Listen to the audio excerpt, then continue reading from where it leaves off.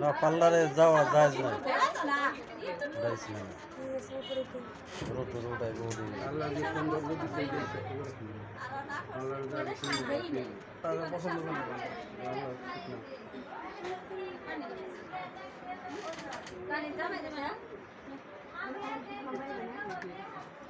আগে নেবো পানি কে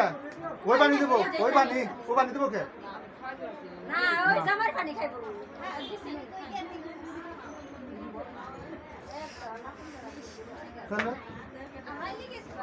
না আমি তো ওইটা দিছি ঠিকই